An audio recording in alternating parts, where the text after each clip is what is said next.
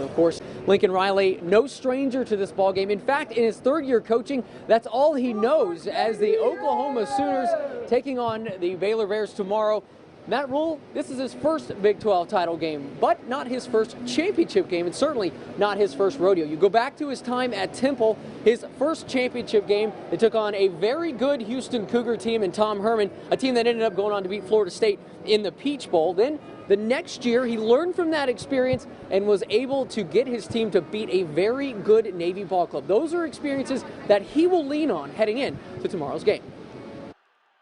I messed the first championship game up by trying to change what we did and worried too much about them. The next year we were playing Navy, and Navy, the 3 weeks before they had played us, had scored 42, 66, and 73 points. Watching the film, I remember like having a dazed look. Let's just go out there. Let's be us, man. Let's play how we play. Championship games are different. Everything about them is different, and yeah, I mean, our focus has got to just be on this one and how we can play our very best, and we know we're going to have to play well to beat Baylor. I mean, they're a darn good football team.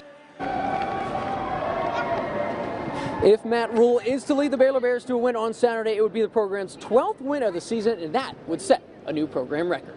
Well, Matt, it is a lot easier said than done beating the four-time defending the four-time Big 12 champs and the Oklahoma Sooners. But for more on that, we were going to send it to Brian Brinkley in our sister station in Oklahoma City.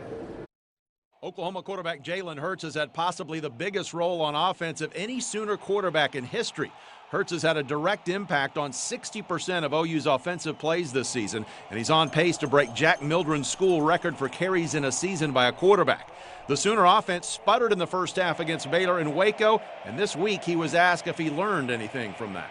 The importance of execution, not really something I learned, something I knew, just something that we had lack of.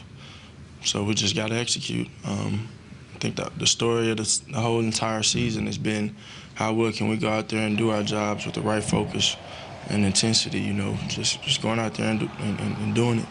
Oklahoma's defense had their own struggles in that first half the first time against the Bears, but the Sooners dominated the second. OU forced 3 3-and-outs and 2 turnovers and were led by OU's defensive leader, linebacker Kenneth Murray. Really the biggest thing was just keeping the faith and just understanding that, doing your job is enough, and if as long as we, keep our faith and continue to fight and don't give up, then, good things will happen. Oklahoma used a grinded-out approach to rally on offense in that first meeting with Baylor, going on 4 touchdown drives of nearly 5 minutes or longer. Against Oklahoma State, the Sooners used a trick play for a score, and the OU head coach was asked if that was partly done to give Baylor something to think about this week. Honestly, nothing for Baylor or any other future opponents. I mean, just in that moment, just trying to win, trying to just do simply what you think is best. And we've, with the way we've been running the ball, it's exciting because we've been able to do some good things. Line of scrimmage, backs are running well, and then we still got some exciting guys on the perimeter that can make you pay too. So I just don't ever want people to be able to tee off on us, and so we try to be, multiple here and there, and thought we had some good opportunities at it the other night. Opportunity for success awaits again on Saturday in the Big 12 championship game. So the last time these two teams met, the question was, could Baylor hang with this high-flying Oklahoma offense? And they proved that they could. Now they just have to do it over 4 quarters. So that if for the Baylor Bears is now gone. But they need to get it going on the defensive side of the ball, and this team knows they're good enough to beat this Oklahoma team. So when they say they want to go 1-0 this week, that is no longer just a dream. It is a true reality. It changes in a way that, I guess it was the first loss of the year too, and the fact that we know what we can do, and I guess if we go out there now, that we know what we can do off the bat, that we won't feel like we're not supposed to be there. Everyone's going to say, what are you going to do differently? I mean, we just played them 3 weeks ago.